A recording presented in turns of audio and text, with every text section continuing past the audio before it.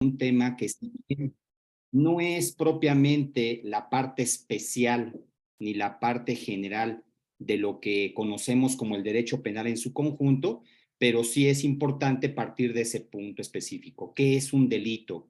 Un delito no solamente como una conducta antisocial, como una cuestión normativa que ha estado vigente desde que tenemos un derecho penal carácter científico, a partir de la majestuosa obra de César Bonesana Marqués de Beccaria, el Tratado de los Delitos y las Penas, que constituye además un parteaguas, precisamente un antes y un después de lo que podemos considerar el derecho penal moderno, y no solamente referirnos a él, sino a otros autores que han establecido a través de las sistemáticas o las dogmáticas jurídico-penales que debemos entender por delito. Delito que además está definido claramente en el artículo 7 de nuestro Código Penal Federal del 14 de agosto de 1931, que, si me permiten ustedes contextualizar históricamente, era el Código Penal para toda la República Mexicana en el fuero federal y para el fuero común en el Distrito Federal, como se denominaba a nuestra entidad federativa número 32, que hoy sabemos que es la Ciudad de México. 14 de agosto de 1931, en donde lo que vamos a encontrar no solamente 429 artículos, dos libros, libro primero y libro segundo, que corresponden a la dinámica de estudio del derecho penal, una parte general, una parte especial, que además tenemos dos artículos transitorios y 26 títulos. Una norma jurídico-penal vigente en el país desde el siglo XX que permitió diferenciar desde aquel entonces, si no es que antes, delitos del fuero federal y delitos del fuero común. En el Distrito Federal, reconociendo además la competencia de los congresos locales que constituyen el poder legislativo de las 31 entidades federativas que al día de hoy denominamos todavía estados de la República Mexicana. ¿Por qué dije 31 y no 32? Porque precisamente la Ciudad de México no es un estado de la República, es la entidad federativa número 32, que al día de hoy se reconoce como la capital de este país, que no es precisamente México. Se nos suele olvidar incluso a los abogados que el nombre oficial de este país es Estados Unidos Mexicanos, y que corresponde precisamente a la naturaleza política, jurídica, y además que tiene incidencia en la parte penal. Estados Unidos Mexicanos, un pacto federal compuesto por estas 31 entidades federativas más la Ciudad de México. Y bueno, retomando el tema, ¿qué es un delito? Dice el artículo 7 que es la acción u omisión que sancionan las leyes penales. Ahí tengo que decir que no existen esas leyes penales como lo refiere el artículo 7. Si es una acción, sí también puede ser considerada una omisión y de correspondiente una sanción de carácter penal.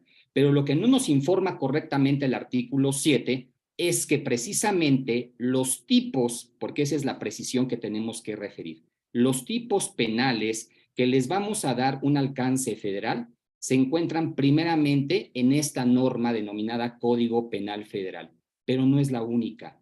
Vamos a encontrarnos que existen diversas leyes que les vamos a denominar especiales que contemplan tipos penales en donde la federación previene, investiga, persigue, procesa, determina la sanción y se busca la ejecución de la misma, en donde evidentemente se excluye a las entidades federativas estos temas que constituyen en general y de manera integral el Sistema Nacional de Seguridad Pública. Recordemos que el artículo 21 no solamente establece que la conducción e investigación de los delitos le corresponde al Ministerio Público, no solamente nos informa que la imposición y modificación de las sanciones es competencia de los órganos jurisdiccionales. El artículo 21, entre otros temas, también contempla un sistema nacional de seguridad pública, en donde si quisiéramos encontrar qué es ese sistema nacional de seguridad pública,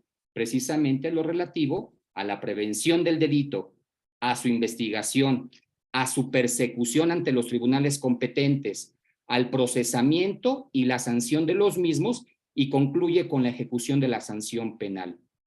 Y ese artículo 21 además nos permite entonces establecer una concurrencia que le llaman coordinación del Sistema Nacional de Seguridad Pública. Si corresponde nuestra naturaleza jurídico y política y administrativa a un Estado federal en donde concurren órganos de gobierno federales, locales y municipales, esto conlleva entonces a establecer que existen normas jurídicas en 3 niveles de gobierno. Existen normas jurídicas federales, que son precisamente emanadas de la Federación a través de un Congreso de la Unión. Existen normas jurídicas que legislan o emanan de un Congreso local, que se le denomina Cámara de Diputados o simplemente legislatura de cualquiera de las entidades federativas. Y también existen normas jurídicas que, si bien no son leyes, les vamos a denominar a lo mejor bandos de buen gobierno o a lo mejor alguna disposición que tiene vigencia en alguna municipalidad. Recordemos que este país tiene como base el municipio libre. Estamos hablando de prácticamente menos de 2.500 municipios, en donde hay entidades federativas como Oaxaca, que tienen aproximadamente 574, y estados como Baja California Sur, que tienen solamente 5. Entonces, tenemos 3 niveles de gobierno. ¿Y dónde se señala precisamente esta división o esta concurrencia o participación de niveles de gobierno? Pues en el texto constitucional, y como bien nos señala mi amigo Manuel, pues no podemos hablar ni de derecho penal, ni de teoría del delito, ni mucho menos de delitos en particular, si no partimos de las premisas constitucionales. Para hablar de delitos federales tenemos que reconocer, primeramente, que nuestra Constitución Política de los Estados Unidos Mexicanos, promulgada y publicada el 5 de febrero de 1917 y que sustituye precisamente a la Constitución de 1857, pues tiene básicamente 2 partes importantes que quiero aclarar, no son las únicas. Se nos ha dicho en el discurso académico, en el discurso político, que nuestro texto constitucional solamente tiene 2 partes, tiene más. Pero la que nos interesa en este momento, que es la parte orgánica de la Constitución, establece premisas que nos permiten hablar de lo federal y de lo que no es federal, es decir, de lo que tiene carácter o competencia local. Así, el artículo 39 de la Constitución establece que la soberanía nacional reside esencial y originariamente en el pueblo. El pueblo tiene el poder de disponer la forma de organizarse a sí mismo. Y el artículo 40 establece cómo se organiza el pueblo y qué es ese contrato social al cual denominamos Estados Unidos Mexicanos. Es voluntad del pueblo mexicano constituirse en una república representativa, democrática, laica y federal. Si quisiéramos en este momento agrupar los primeros adjetivos, la república, que es precisamente la forma de gobierno que adoptó el Estado mexicano, agregándole representativa, porque vamos a ver que se ejerce a través de representantes, que es democrática, porque los representantes son elegidos a través del voto, que es laica, porque hay una separación del Estado y las iglesias, independientemente del culto y de la libertad religiosa, y que además lo federal, que ya no corresponde a forma de gobierno. Desde los primeros semestres de la licenciatura se nos enseñó que una cosa es forma de Estado y otra cosa es forma de gobierno. Tenemos una república de carácter presidencial, de carácter representativo y democrático, y tenemos una forma de Estado federal. Esa es la forma que adoptó desde el siglo XIX el Estado mexicano, aun y cuando existieron periodos históricos de gobierno centralistas, pero al día de hoy conservamos uno de los principios constitucionales más importantes, el sistema federal. ¿A qué conduce el sistema federal? A, como lo señala el artículo 41 constitucional, que el pueblo ejerce su soberanía a través de los poderes de la Unión. Cuando hablamos de poderes, hablamos de los que se crearon a partir de una asamblea constituyente que fue convocada en Querétaro y que resume el producto final en el texto vigente que constituye norma suprema y fundamental.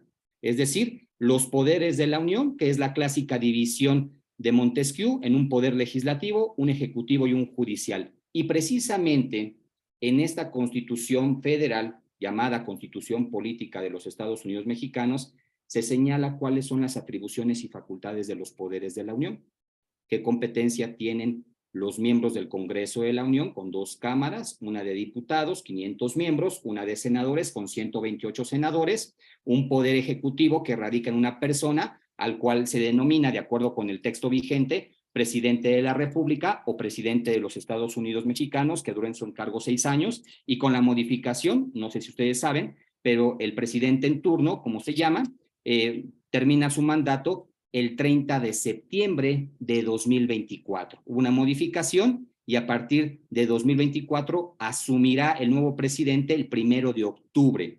Pero también tenemos un Poder Judicial de la Federación que ya tiene una composición producto de una reforma constitucional en materia judicial. Una Suprema Corte de Justicia, un Tribunal Electoral del Poder Judicial de la Federación, plenos regionales, colegiados de circuito, colegiados de apelación y la base fundamental del Poder Judicial, los jueces de distrito. Pero bueno, ustedes vienen a escuchar hablar de delitos federales y para hablar de delitos federales tenemos que hablar de nuestro Congreso. El Congreso de la Unión, compuesto por dos cámaras, que en determinadas materias, en algunas se discute como Cámara de Origen y en otras circunstancias como Cámara Revisora. Pero el artículo 73 constitucional, fracción 21, romano, inciso B, se establece lo siguiente: el Congreso de la Unión tiene facultad para expedir la legislación que establezca delitos y faltas contra la Federación, así como las penas y sanciones que por ellos deban imponerse. ¿Esto qué significa? Que si reconocemos al Estado mexicano como un Estado federal, pues hay que distribuir las competencias que tienen los poderes públicos. Tenemos poderes públicos federales, cuya competencia es todo el territorio nacional porque es un Estado federal, pero también tenemos que reconocer que las entidades federativas, mal dichas, son soberanas, yo diría son autónomas, son independientes y que unidas conforman un pacto federal, pero también establecer que en cuanto a su régimen interior tienen esta división del poder, tienen un poder legislativo, que es el Congreso local, un poder ejecutivo que es su gobernador o gobernadora, y en el caso de la Ciudad de México, un jefe, una jefa de gobierno, y en cuanto al poder judicial, un poder judicial de cada entidad federativa. En el caso de los que residimos en la Ciudad de México, un poder judicial de la Ciudad de México. En el caso de los que habitan, residen o trabajan en cualquier otra entidad, pues el poder judicial precisamente del nombre de la entidad en la cual se encuentran. Y esta facultad entonces a nivel federal no la pueden tener las entidades federativas. Es una facultad atribuida por la Constitución a los poderes públicos federales, en este caso el Congreso de la Unión. Solamente el Congreso de la Unión, de acuerdo al artículo 73, fracción 21 romano, inciso B, puede legislar en materia federal. No podemos tener el caso de que una legislatura determine tipos penales a nivel federal, solamente es una competencia exclusiva para la Federación a través de su Congreso de la Unión. También tengo que hacer una distinción, porque muchas veces me preguntan si las leyes generales son leyes federales, que a lo mejor quisiéramos utilizar el concepto ley federal como sinónimo de ley general. Aquí tenemos que hacer una diferenciación muy precisa y muy clara. Cuando hablamos de ley federal, estamos hablando, primer punto, emanada esa ley de un Congreso de la Unión, sea proveniente en su origen por una Cámara de Diputados y posteriormente se haga la revisión conforme al 72 constitucional que habla del proceso legislativo en la Cámara de Senadores y viceversa. Pero cuando hablamos de una ley general, si bien es cierto, también puede provenir del Congreso de la Unión, la aplicación puede establecer una concurrencia. ¿Qué quiero decir con esto? Que la ley general puede ser aplicada a nivel federal o a nivel local. En cambio, las leyes federales solamente pueden ser aplicadas por órganos públicos federales. Casos vamos a tener como por ejemplo la Ley General de Salud, que establece los delitos contra la salud que le corresponden a la Federación y también los delitos contra la salud que le corresponden a las entidades federativas, ejemplo, el narcomenudeo. Y así podemos encontrar diversos casos que vamos a señalar posteriormente. Cuando hablamos entonces de una ley federal, no solamente tenemos que hablar de una característica fundamental, proviene del Congreso de la Unión. Segundo punto importante, tiene una aplicación a lo largo y ancho del territorio nacional. Y vuelvo a la Constitución. ¿Qué debemos entender por territorio nacional? No solamente nuestro suelo, no solamente el mar, las aguas interiores, los cayos, arrecifes, plataformas, zona económica exclusiva, también debemos considerar el espacio aéreo y el subsuelo. Y obviamente, todas las entidades federativas, incluyendo la Ciudad de México, forman parte de la federación. Por lo tanto, una ley federal es aplicable en cualquier parte del territorio nacional que compone la parte geográfica de los Estados Unidos mexicanos. Y tercera característica, y quizás es la que más nos interesa, ¿a quién le compete aplicar la ley? Bueno, en estricto sentido, si hablamos del Poder Ejecutivo, él tiene la facultad no solamente de ejecutar las leyes que provienen de un Congreso de la Unión, sino proveer en la esfera administrativa a su exacta observancia. Un parangón de palabras que sería más fácil si nos dijeran elaborar reglamentos, que es una facultad que tiene un presidente en los Estados Unidos mexicanos. Pero bueno, cuando se habla de ejecutar la ley, hablamos de la ejecución de leyes federales en sentido estricto. Pero si hablamos en sentido amplio, las leyes federales tienen que ser aplicadas por cualquier autoridad federal.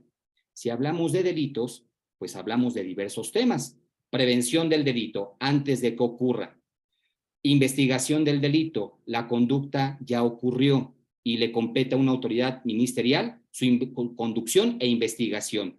Persecución del delito, formas de conducción al proceso en donde la autoridad ministerial se acerca a la autoridad judicial para el ejercicio de la acción penal si le corresponde al Ministerio Público. Procesamiento, a todas las partes que señala el artículo 105 del Código Nacional con la dirección del órgano jurisdiccional competente. Y obviamente otro órgano jurisdiccional que le corresponderá en forma concreta y específica imponer la sanción aplicable al caso concreto. Un tribunal de enjuiciamiento que ya sea que absuelva o condene más allá de toda duda razonable. Y finalmente, un órgano que corresponde en la mayoría de los casos al Poder Ejecutivo Federal para la reinserción social y la ejecución de la sanción.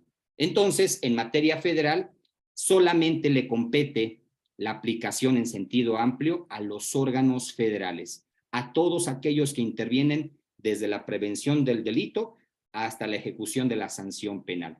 Y bueno, aquí tendríamos que hacer otras precisiones más. La Constitución no solamente señala quiénes tienen la facultad para legislar, sino además qué facultades tienen los órganos federales para la intervención en cuanto a esta disposición federal.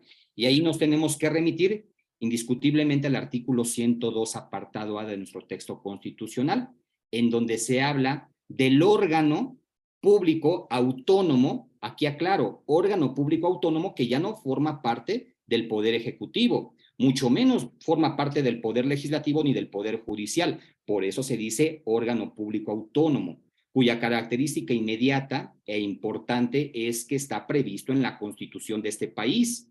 Me refiero a la Fiscalía General de la República. Yo me enojo cuando escucho, los que trabajan en la Fiscalía General de la República son el gobierno. Y no, no son el gobierno. El gobierno son aquellos que forman parte del Poder Ejecutivo. Y como lo acabo de mencionar, la Fiscalía General de la República ya no forma parte del Poder Ejecutivo, para empezar, porque ya no se llama Procuraduría General de la República y porque ya no existe esa dependencia de carácter administrativo con respecto al presidente de este país, aun y cuando se cuestiona que las ternas o las propuestas para ser fiscal provienen del Ejecutivo Federal y que pasan a la Cámara de Senadores para su aprobación. Pero regresando al tema de la Fiscalía, el artículo 102 establece más o menos lo siguiente: corresponde al Ministerio Público Federal o al Ministerio Público de la Federación la persecución de los delitos ante los tribunales competentes. ¿De qué delitos estamos hablando? De los delitos federales. Es decir, no solamente el artículo 73 le da la atribución al Congreso de la Unión legislar en cuanto a delitos y faltas y penas sin sanciones, sino que además la propia Constitución establece y determina a quién le compete. Dice la Constitución perseguir, pero entendemos que si va a perseguir, evidentemente antes tuvo que haber investigado, antes tuvo que haber ejercitado la acción penal. Este tema de lo federal solamente es exclusivo para la Fiscalía General de la República. Hay una simbiosis de carácter normativo y jurídico penal. Fiscalía General de la República es a delitos federales, lo que las fiscalías y procuradurías de las entidades federativas es a los delitos del fuero común. Y todavía más allá, la Fiscalía de Justicia Militar es a los delitos y faltas contra la disciplina militar lo que mencioné al principio, lo que, según mi analogía, le correspondería a cada autoridad específica. Lo federal le corresponde a la Fiscalía General de la República, lo local a las fiscalías y permítanme decirlo, todavía tenemos la existencia de procuradurías, todavía porque, por ejemplo, el estado de Hidalgo todavía está en ese proceso de transición en donde no cuentan con una fiscalía, cuentan con una Procuraduría General de Justicia, que quizás no diga mucho, pero sí, para empezar, es un tema de carácter político, administrativo y constitucional. Tercer punto, el artículo 104 de la Constitución, un artículo fundamental porque no solamente establece la competencia de los tribunales federales, sino que también señala qué sucede en los procedimientos penales. Y el artículo 104 establece más o menos lo siguiente. Los tribunales de la Federación. Cuando hablamos de tribunales federación, pues es obvio que estamos hablando del Poder Judicial de la Federación. Y dice, conocerán, fracción primera, de los procedimientos relacionados con delitos del orden federal. Tercer punto o premisa que la propia Constitución nos está determinando. Lo federal no solamente le corresponde al Congreso de la Unión en cuanto a legislación, lo federal no solamente le corresponde a la Fiscalía General de la República para la investigación y persecución de estos delitos, sino además en lo judicial, en la impartición de justicia, solamente los tribunales de la Federación pueden conocer de los procedimientos relacionados con delitos federales. Y de ahí nos vamos al artículo, bueno, con esto terminamos las premisas constitucionales, porque ahora es importante señalar una ley, y dicen algunos que es nueva, pues ya no es tan nueva, es la Ley Orgánica del Poder Judicial de la Federación, y aquí tenemos que hacer una aclaración muy importante. Esta Ley Orgánica del Poder Judicial de la Federación fue publicada el 7 de junio de 2021. En mi ejercicio como servidor público, cuando fui todavía Ministerio Público de la Federación, me encontraba con compañeros que hacían uso de la ley orgánica anterior, la que acababan de abrogar. Entonces es muy importante que cuando tengamos a la mano la ley orgánica sea la del 7 de junio de 2021. ¿Y por qué esta ley? Pues no solamente porque es producto de una reforma constitucional de gran calado, como la que se llevó a cabo en 2020-2021, que establece varias cuestiones. Una de ellas es precisamente modificar la ley orgánica, crear los plenos regionales, desaparecer los tribunales colegiados unitarios de circuito, perdón, los unitarios de circuito, establecer la existencia del precedente judicial, la carrera judicial, etcétera, pero además crear una nueva ley orgánica. Y en el artículo 51, que es muy importante que conozcamos, y antes de que yo les pueda explicar el artículo 51, quiero hacer mención de un caso reciente, un caso mediático y un caso que lastima no solamente a nuestra población, sino a la comunidad latinoamericana. Más de 50 personas detenidas arbitrariamente en una estación migratoria en Ciudad Juárez, 27 de marzo de 2023. Y obviamente violatorio a todas luces, no solamente a la norma jurídica nacional, sino a la norma jurídica internacional. En este espacio no me voy a adentrar a hablar de la cuestión interamericana, pero sí decirles lo siguiente: si quisiéramos encontrar la aplicación de esta charla de delitos federales, pues este caso nos viene a bien. 50 personas, prácticamente todas con el estereotipo legal, el adjetivo de migrante, es decir, una persona no nacional que se encontraba en territorio mexicano de tránsito o simplemente de manera temporal para buscar mejores oportunidades de vida y llegar a la frontera, al Paso, ahí en Ciudad Juárez, para poder acceder al Paso, Texas, y que son detenidas por circunstancias que una ley de migración establece.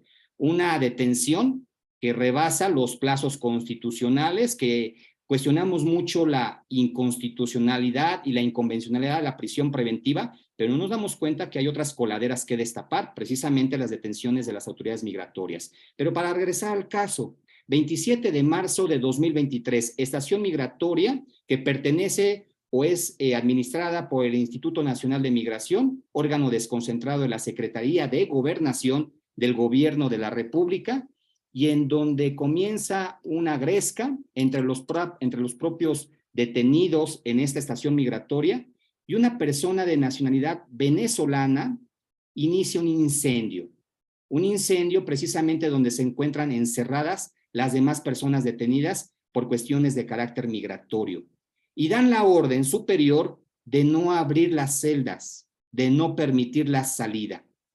Y entonces la respuesta, la inquietud, la interrogante ¿es un delito federal lo ocurrido en Ciudad Juárez en esa estación migratoria? ¿Es un delito cometido por particulares o por servidores públicos? ¿Es un delito en donde tiene que conocer, investigar, perseguir la federación o le corresponde al gobierno de Chihuahua?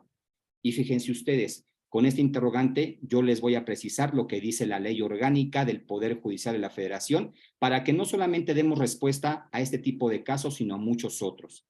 El artículo 51 nos dice en forma clara, precisa y concreta cuándo intervienen los órganos jurisdiccionales en materia penal federal. Estos son casos que además están por encima de lo que establece el artículo 20 del Código Nacional, porque cuando yo hablo de una ley orgánica, estoy hablando no de cualquier poder, estoy hablando de la ley orgánica del Poder Judicial de la Federación, que pudiera estar por encima de cualquier norma sustantiva o de carácter procesal.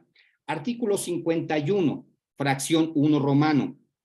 Los órganos jurisdiccionales o los jueces penales federales conocerán de los delitos previstos en leyes federales y en los tratados internacionales del inciso B al inciso L. Ya nos está estableciendo, en concordancia con lo que señalé anteriormente de las premisas constitucionales, dónde pueden intervenir los órganos jurisdiccionales. De alguna forma, nos está ayudando a determinar cuándo un delito es federal y cuándo no lo es. Todos aquellos tipos penales, todos sin excepción, que se encuentren en una ley federal, tiene como consecuencia un delito federal. Pero no solamente eso, cualquier tipo penal que se encuentre previsto en un tratado internacional, de acuerdo al artículo 51, fracción 1, también se constituye como un delito federal. Pero no solamente termina ahí. Establece de manera enunciativa y limitativa lo siguiente. También los que se encuentren señalados del artículo 2 al artículo 5 del Código Penal Federal deben contemplarse como delitos federales. Voy a dejar hasta el último este apartado porque requiere una explicación que va a complementar lo que voy a decir a continuación. Inciso C, fracción 1, artículo 51. Los cometidos en el extranjero.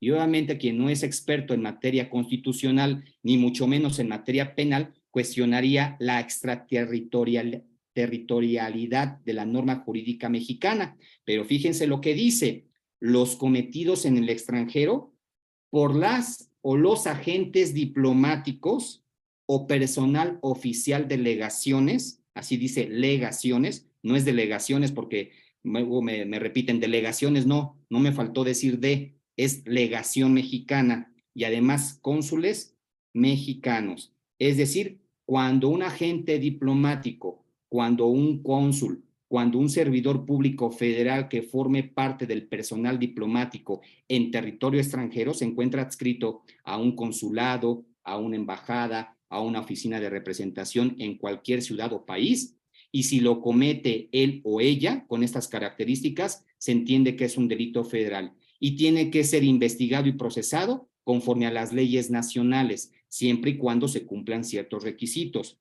Inciso D, los cometidos, aquí ya no hablamos de las personas, fíjense cómo lo señala el artículo 51, ahí va a referirse al espacio, porque muchas veces no tenemos esa facilidad para distinguir el delito federal. Yo quisiera darles un tip: sujeto o lugar.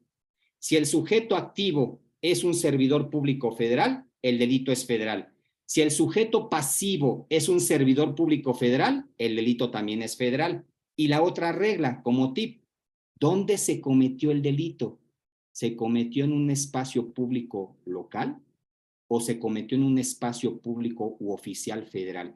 Porque el inciso D dice que los delitos cometidos dentro de las embajadas y legaciones extranjeras son delitos federales. Y bueno, ya las reglas se aclaran en el inciso E, que establece que cuando la federación sea el sujeto pasivo, entiéndase que es delito federal. Nada más que aquí tenemos un problema. ¿Qué entendemos por federación? Si retomamos lo inicial de esta charla, la federación pues es el pacto de 32 entidades federativas, pero también la federación puede ser la suma de las autoridades federales. La federación también pueden ser los órganos públicos autónomos federales, o la federación pueden ser todos los poderes federales que conforman la división de poder en nuestro Estado mexicano. Aquí no es muy claro porque dice cuando la federación sea sujeto pasivo. Ejemplos: la federación puede ser sujeto pasivo cuando un estudiante de una licenciatura entra a la Biblioteca Central de la Universidad Nacional Autónoma de México en Ciudad Universitaria y se apodera de una cosa mueble ajena, sin derecho y sin consentimiento de quien puede disponer de él. Ejemplo, un libro. ¿A quién le correspondería investigar, perseguir el robo de un libro de la Biblioteca Central de la UNAM? A la federación, porque la UNAM constituye la naturaleza administrativa y jurídica de organismo descentralizado. Es decir, sí tiene una autonomía, pero es parte del Estado mexicano.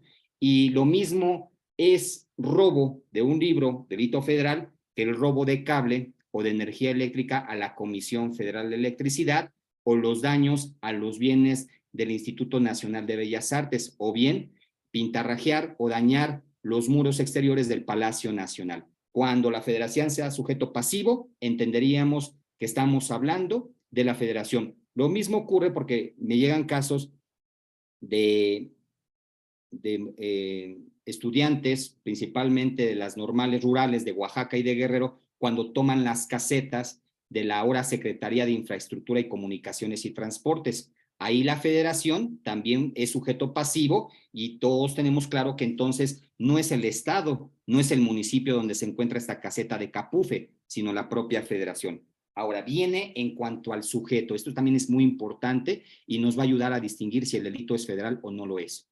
Dice el inciso F del artículo 51, cuando sean cometidos por un servidor público o persona que se considere empleada federal, ya sea que se encuentre en ejercicio de sus funciones o con motivo de ellas. Porque aclaremos, si el servidor público federal se encuentra en periodo de asueto, descanso, de vacación, no se encontrará en ejercicio de sus funciones y no puede ser considerado la conducta típica, antijurídica y culpable que cometa como un delito federal. Ejemplo, un guardia nacional que para efectos de un control provisional preventivo, con sospecha, en lugar de buscarla de manera objetiva, de manera subjetiva, como hay una conducta evasiva de un tripulante en un vehículo sin placas con vidrios polarizados, detona su arma de cargo y priva de la vida a una persona.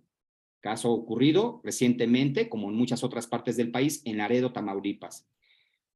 Preguntaría, ¿es un delito cometido por un servidor público o empleado federal? Por supuesto, por un miembro activo de la Guardia Nacional, con motivo o en ejercicio de sus funciones. No nos quedaría ninguna duda o sospecha, pero no solamente habla del sujeto activo, sino también del sujeto pasivo, empezando por los servidores públicos o empleados federales.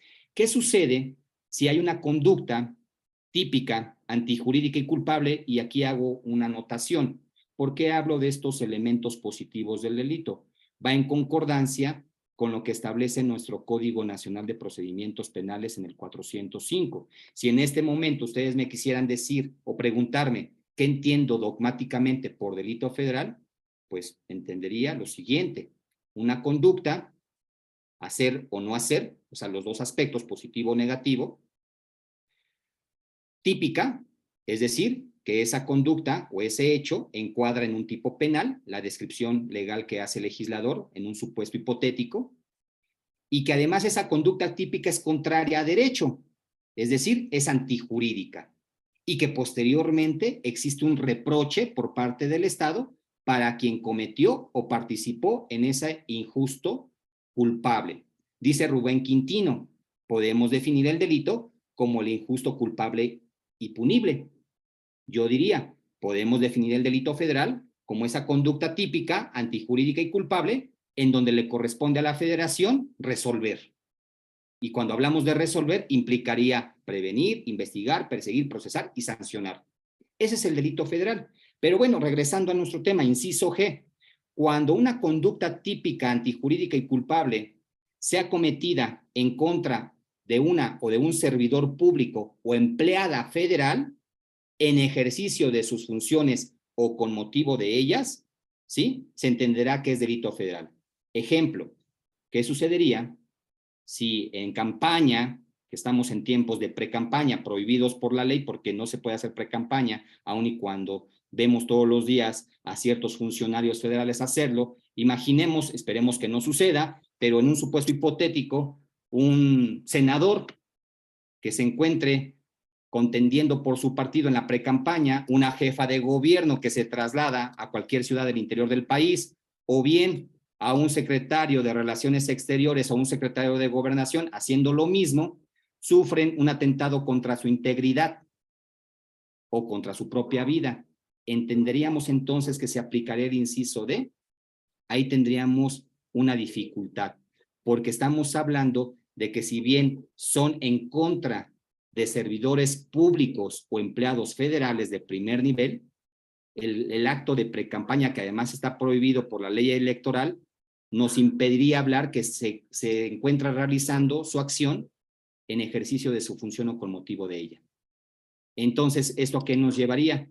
Pues a bote pronto a entender que ahí no tendríamos por qué hablar de delito federal, porque el atentado contra la vida, la integridad, las lesiones, las amenazas, los daños que pudieran ser ocasionados en estas personas no es en cuanto a servidor público en ejercicio de sus funciones, ni con motivo de ellas. Es en actos de precampañas que además se encuentran en este periodo preelectoral prohibidos. Pero, ¿qué sucede si se comete en una campaña de gira para inaugurar obras públicas y este atentado, este bien jurídico protegido por el derecho penal, es en contra del presidente de la República, de un secretario del despacho que acompaña al presidente o del propio fiscal general de la República, o incluso que se cometa en perjuicio de la persona de un diputado o de un senador o de un ministro o de un magistrado? Imaginemos, por ejemplo, a esta ministra Yasmín, que con todo y que se le ha juzgado,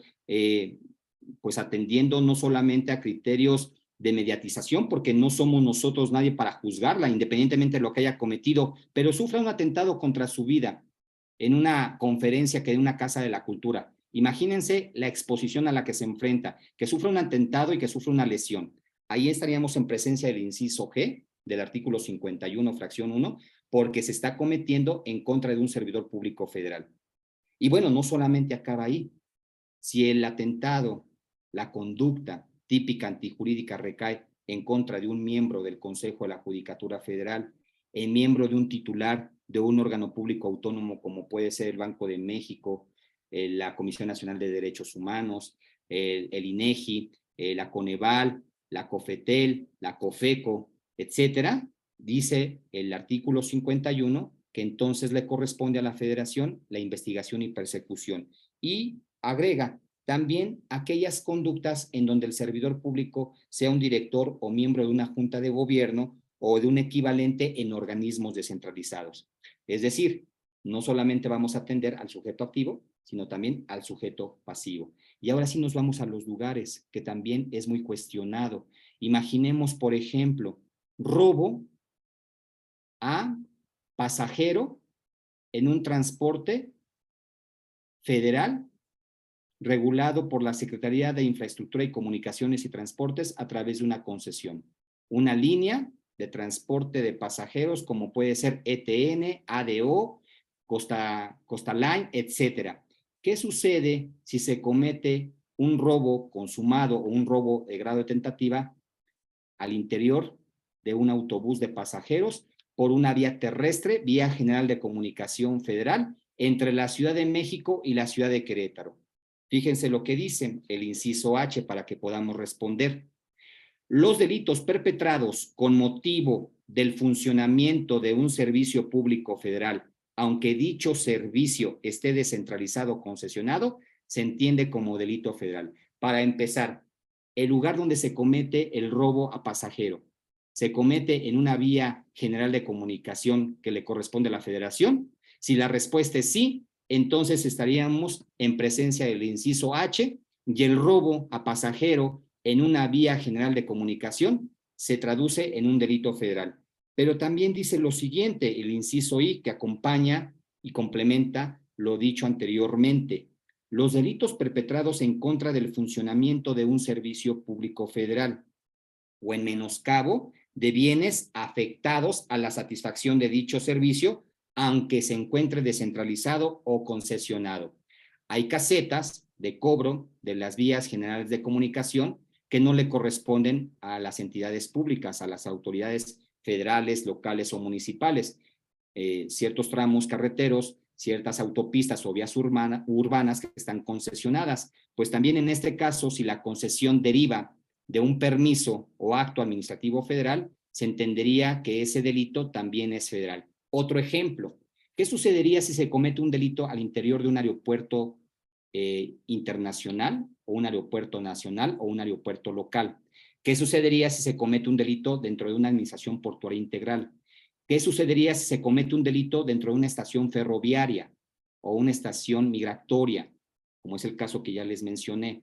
Estaríamos entonces resolviendo que si el delito se comete en una área, espacio que le corresponde a la Federación directa o indirectamente administrar, supervisar y vigilar, también se entendería como un delito federal. Y para terminar esta explicación, el inciso J: todos aquellos que ataquen, dificulten o imposibiliten el ejercicio de alguna atribución o facultad reservada a la Federación, también se entiende como delito federal. Eso es lo que dice la Ley Orgánica del Poder Judicial de la Federación en su artículo 51.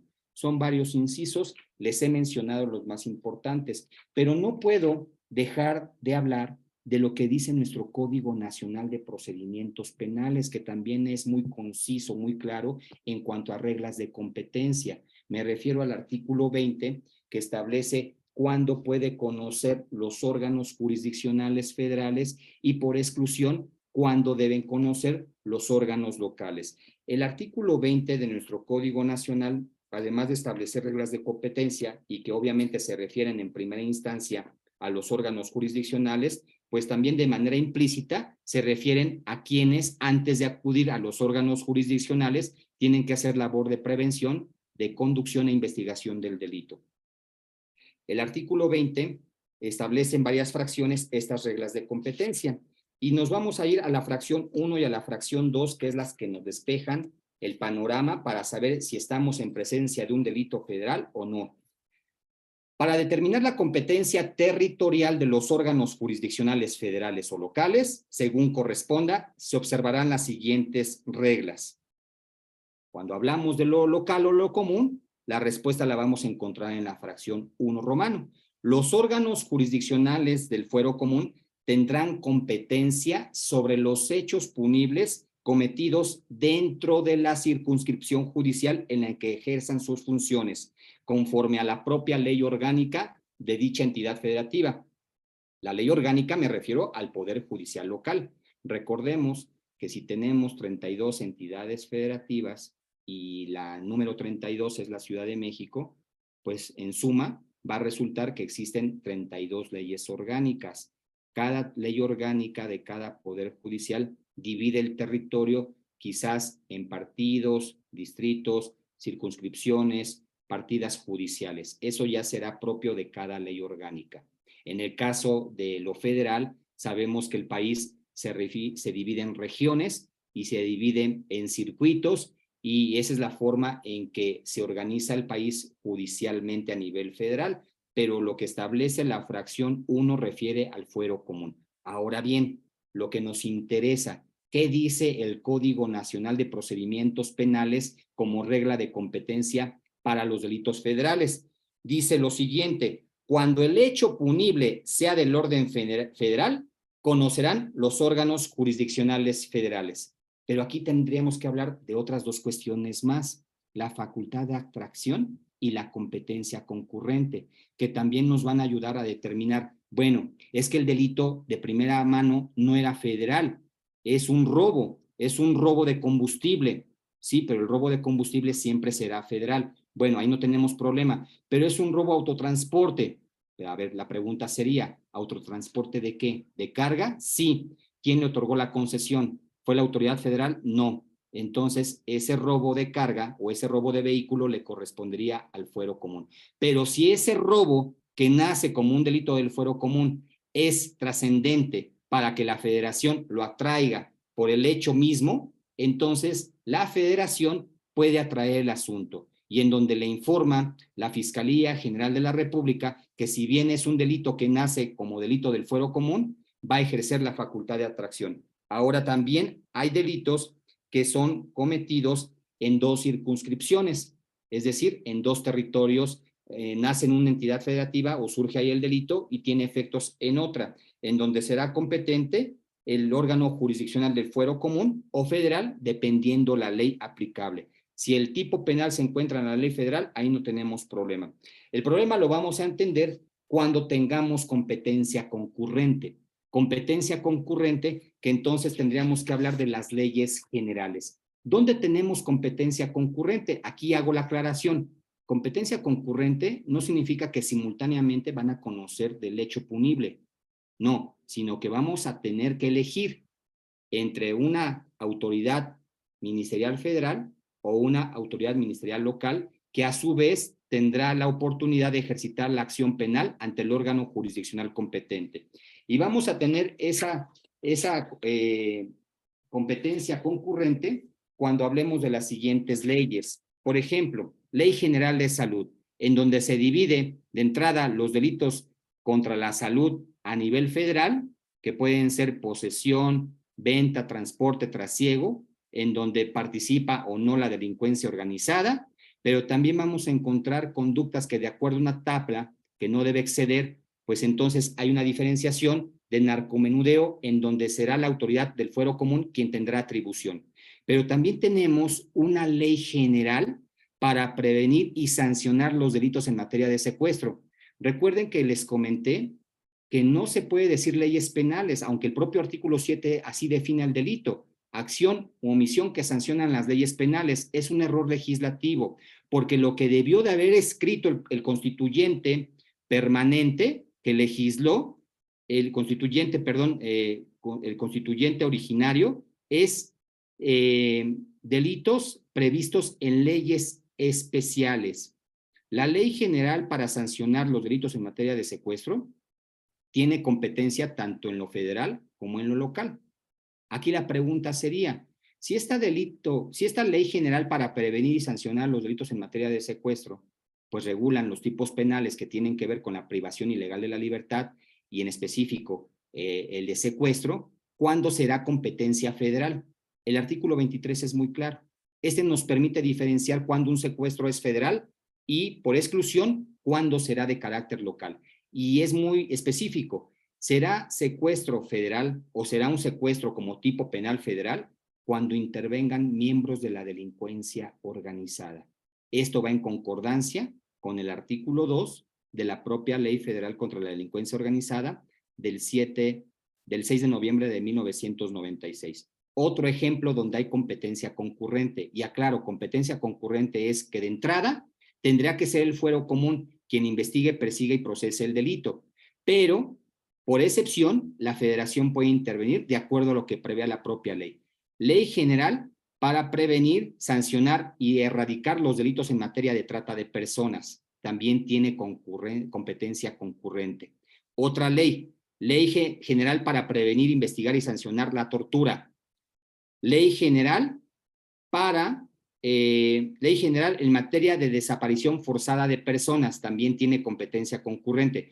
Cuando yo hablo de competencia concurrente, no estamos hablando precisamente de leyes federales. Sí puede darse en estas leyes el caso que la federación pueda prevenir, investigar, procesar y sancionar los delitos. Otra ley general en materia de delitos electorales. La palabra general nos traduce a que hay competencia concurrente. Puede ser la federación o puede ser el fuero común. Las reglas se encuentran previstas al interior de estas leyes. A contrario sensu, Cuando no tenemos legislación con competencia concurrente, cuando la propia ley en su título le da el carácter de federal. Código Fiscal de la Federación, Ley Federal de Derechos de Autor, Ley Federal para la Protección de la Propiedad Industrial, Ley Federal de Ley Federal de Armas de Fuego y Explosivos, Ley de Amparo, que si bien no tiene el adjetivo federal, sabemos que es una ley con carácter federal porque es reglamentaria de los artículos 103 y 107 constitucionales. Ley de Instituciones de Crédito, que aunque muchos cuestionan que no tiene tipos penales, sí los contempla. Ley del Seguro Social, precisamente la que acabo de mencionar hace un rato, Ley Federal contra la Delincuencia Organizada y Ley Federal para prevenir y sancionar los delitos en materia de hidrocarburos, en donde se contempla lo que coloquialmente se considera como robo de huachicol, que es una ley federal y que solamente le da a la federación competencia exclusiva. Para ir cerrando, ¿los delitos federales concurren con los delitos del fuero común? Sí. ¿Los delitos federales tienen disposición expresa en una norma jurídica que emana del Congreso de la Unión? Sí. ¿Los delitos federales son contrarios a los delitos del fuero común por la competencia atribuida a la autoridad que los previene, los investiga, los persigue, los procesa y los sanciona? Efectivamente, porque los delitos federales los encontramos en un cajón normativo que emana precisamente del Congreso de la Unión. Por el contrario, los delitos del fuero común se encuentran legislados por un Congreso local. ¿A quién le corresponde prevenir, investigar, procesar, sancionar a los delitos federales? A la Federación. Específicamente, ¿a quién? Si hablamos de la prevención, estamos hablando de manera inmediata de la Guardia Nacional, reducto histórico jurídico de lo que era Policía Federal, Policía de Investigación Federal o Agencia Federal de Investigación, AFIS, independientemente del nombre, que también si nos vamos más a fondo en lo histórico, lo que en algún momento constituyó en este país la Policía Judicial Federal, policía que en su momento histórico formó parte del Poder Judicial de la Federación, de ahí el nombre. También le corresponde prevenir a las áreas de inteligencia, tanto de la Secretaría de la Defensa Nacional como a la Secretaría de Marina, aun y cuando el artículo 21 corresponde y hoy fue resuelto que la Guardia Nacional no puede estar en manos de militares, pero también a la Policía Federal Ministerial, que puede no solamente llevar a cabo el cumplimiento de mandamientos judiciales o mandamientos ministeriales, sino también tiene labores de investigación y de prevención. Pasamos al siguiente punto. ¿A quién le corresponde investigar los delitos federales?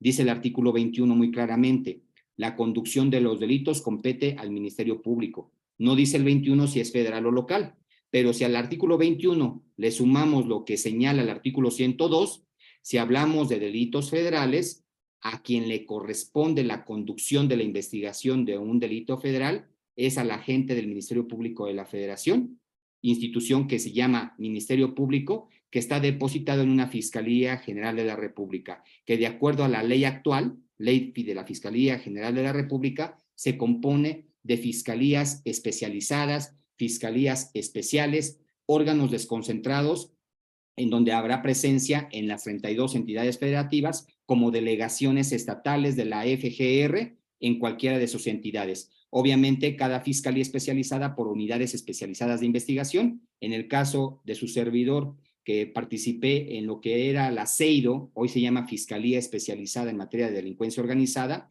tenía 6 unidades principalmente. La unidad especializada en investigación de delitos contra la salud, la unidad especializada en delitos en materia de secuestros, la unidad especializada a robo y asalto de vehículo, que lleva a cabo la investigación de robo de huachicol, la de operaciones con recurso de procedencia ilícita, el famoso ORPI que está previsto en el 400 bis del Código Penal Federal, y se le sumaba la falsificación y alteración de moneda, y ya nada más faltaría la de trata de personas y de órganos.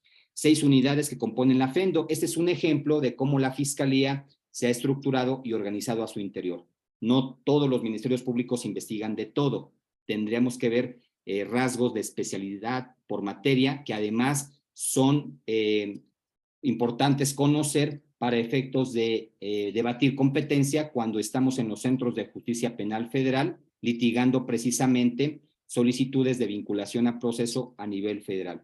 Y bueno, retomando la idea, los delitos federales podríamos encontrarlos en este catálogo llamado Código Penal Federal, pero la conclusión es la siguiente: numéricamente son aproximadamente 2.980 conductas delictivas a nivel federal y menos de la mitad se encuentran en el Código Penal Federal.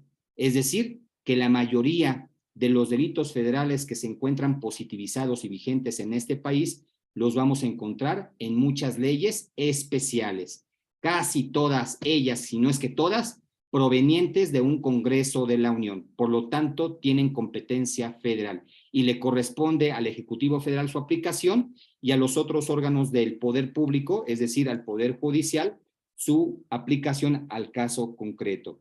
En la idea de que un delito federal no solamente es una conducta típica antijurídica culpable, sino que además tiene una consecuencia, que tiene un margen de punibilidad, que en cualquier catálogo donde lo tengamos que buscar, una pena mínima, una pena máxima. En donde también tengo que comentarles lo siguiente: hay un tabú de que los delitos federales no admiten suspensión condicional del proceso, no admiten procedimiento abreviado y mucho menos acuerdo reparatorio. Tendríamos que buscar las reglas aplicables a cada tipo penal, es decir, hacer una diferenciación, porque también hablando de delitos federales, tendríamos que atacar problemas o cuestiones de derecho dogmático penal. ¿A qué me refiero? Entender que una cosa es el hecho que la ley señala como delito, otra cosa es el tipo penal, otra cosa porque todavía se encuentran vigentes averiguaciones previas conforme al Código Federal de Procedimientos Penales, en donde se establece en el artículo 168 que debemos entender por el cuerpo del delito,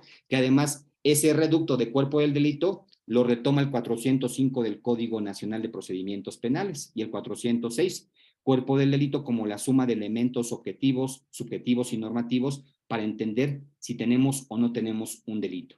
Y en esa idea, los delitos federales pues contemplan la estructura normal de lo que es una conducta típica antijurídica y culpable, una estructura tetratómica, aunque muchos dicen que es tritómica porque dan por hecho que si hablamos de tipicidad ya no es necesario hablar de conducta, ya está implícito, pero yo soy de la idea que sí tenemos que dividir. No es una consecuencia en automático que tengamos tipicidad porque ya pasamos el primer eslabón. No toda conducta es típica. Ejemplo, el hecho de que una persona o varias personas compren, adquieran y transmitan o transfieran pirotecnia, eso no necesariamente encuadra en algún tipo penal. A mí me han preguntado: oye, fui a Tultepec y en un control o en un operativo encontraron en mi cajuela pues determinada cantidad de producto pirotécnico o pirotecnia sin permiso por parte de la Secretaría de Defensa Nacional. ¿Encuadra en algún tipo penal? La respuesta es no. No toda conducta conlleva al siguiente eslabón, que sería la tipicidad, y obviamente de la tipicidad para saltar a la antijuridicidad y posteriormente a la culpabilidad. Tendríamos que hacer el estudio dogmático también en delitos federales, como se hace en materia del fuero común. Primero, analizar si el comportamiento humano constituye una conducta, ¿sí?, de hacer o no hacer. Recordemos que la acción pues es traducida en un ejercicio muscular a través de la voluntad humana, porque precisamente en las causas de exclusión se habla de ausencia de conducta o ausencia de voluntad. Posteriormente, si esa conducta, positiva o negativa, encuadró en un tipo penal o encontramos el elemento negativo que es una causa de atipicidad. Posteriormente, el siguiente eslabón para definir un delito federal, buscar si está prevista como contraria a derecho, es decir, que no solamente una norma jurídica penal la prohíba, cualquier norma, porque cuando hacemos el estudio dogmático de la antijuridicidad, pues nos vamos de lleno a la norma jurídico penal y puede ser que la antijuridicidad pues trascienda lo penal y encontremos la prohibición en cualquier tipo de norma diferente. Puede ser una norma jurídico-administrativa, una norma jurídico de naturaleza civil o incluso de naturaleza familiar, a contrario sensu, y el ejemplo vendría en incumplimiento de obligación alimentaria, que en algún momento, y esto es reciente, me preguntaron: oye, si el incumplimiento de la obligación alimentaria es cometida por un servidor público federal, ¿eso nos daría por resultado que ese delito sería federal? La respuesta es no. Por el incumplimiento de obligación alimentaria, independientemente de quién lo cometa, estamos en el terreno del derecho civil. No lo está haciendo el servidor público en ejercicio de sus funciones, y esta regla ya la contemplamos en el artículo 51. Lo hace la persona dentro de su contexto de núcleo familiar, es decir, relaciones de filiación y de paternidad. Por lo tanto, si el incumplimiento a la obligación alimentaria es cometida por un servidor público federal, eso no lo hace un delito federal. Es un delito que se encuentra previsto en todos los códigos penales de las 32 entidades federativas y es del Foro Común, así como el abandono de hijos y otros delitos que están catalogados como delitos en materia de familia, como es la violencia familiar, el incesto, la bigamia, bueno, el incesto no, perdón, la bigamia, por decir algunos. Bueno, esto es lo que he contemplado para esta primera plática. No se los comenté en un principio, pero hablar de delitos federales, pues estaríamos hablando de distintas partes, porque ahorita es la cuestión general.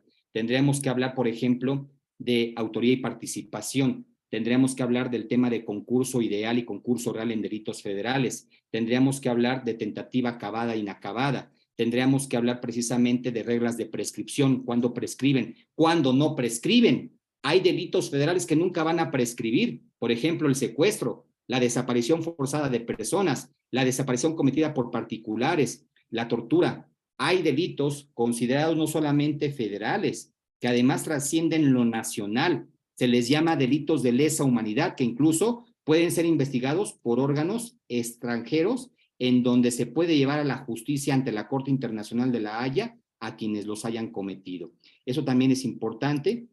Y obviamente un tema muy específico que les interesa a los litigantes, tips, las buenas prácticas y también conocer las malas prácticas para reconocerlas, identificarlas y también erradicarlas. Decirles, por ejemplo, cómo se revisa una carpeta de investigación federal, qué dictámenes tengo que precisar, cuáles son las preguntas que podremos hacer a un perito que corresponde a la Coordinación General de Servicios Periciales de la Agencia de Investigación Criminal de la Fiscalía General de la República, cómo analizar el informe policial homologado de una puesta de Guardia Nacional, de Marina, de Defensa Nacional o de cualquier policía estatal o municipal que pone a disposición detenidos e indicios de objetos de cualquier naturaleza ante la agente del Ministerio Público Federal. Esos son temas más específicos que me gustaría, si ustedes tienen a bien, y si también el Liceo Académico y mi amigo Manuel Camacho me invitan, con mucho gusto, pues lo haremos. Con esto doy por finalizada esta primera intervención. Les agradezco a todas y todos que me hayan escuchado, que hayan compartido su tiempo conmigo y muy agradecido porque es mi primera ocasión que estoy en el Liceo Académico ya de manera formal, aun y cuando el domingo tuvimos una plática muy informal y muy breve, pues espero que no sea la última vez. Muchísimas gracias. Muy bien, pues muchas gracias, maestro Norberto del Valle. Pues vamos a hacer uso de la voz utilizando su mano virtual. Una pregunta iré pidiendo yo que abran y otro será la abogada Jessica Márquez para que vayan ustedes abriendo su micrófono. Adelante, a ver, Eric, las personas que están con mano levantada les pedimos el favor que enciendan su cámara. Es lo único, miren, ya luego se espantaron. A ver, Eduardo Gas, adelante. ¿Y de dónde nos acompaña? Por favor, si nos dice de dónde nos acompaña, ya puede abrir su micrófono. ¿De dónde nos acompaña, por favor? ¿Y cuál es su pregunta para el maestro Norberto? Sí, buenas noches. De Ciudad Obregón, Sonora. Ahorita que hablaba sobre los delitos cuando se dan que se dan por un delito del fuero común. Yo soy oficial de policía aquí en Ciudad Obregón con 17 años de servicio. A mí me ha tocado en varias ocasiones detener gente por un delito del fuero común. Ya sea por un asalto, esta persona trae un arma de fuego. Ya una vez que nosotros lo turnamos por el delito del fuero común, el Ministerio Público del fuero común nos entrega un oficio, el cual hay que ir a dejar eh, a la Fiscalía General de la República, donde le da parte al Ministerio Público del Fuero Federal que tiene a una persona que tiene él a una persona detenida por un delito del fuero común y el cual portaba un arma de la cual es exclusiva del ejército.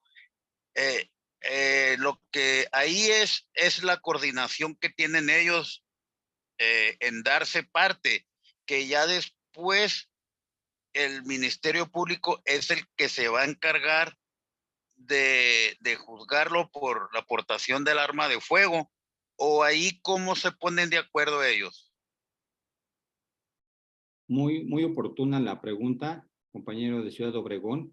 Fíjese que la respuesta sería dividida en dos partes: la cuestión regla general y la cuestión regla específica.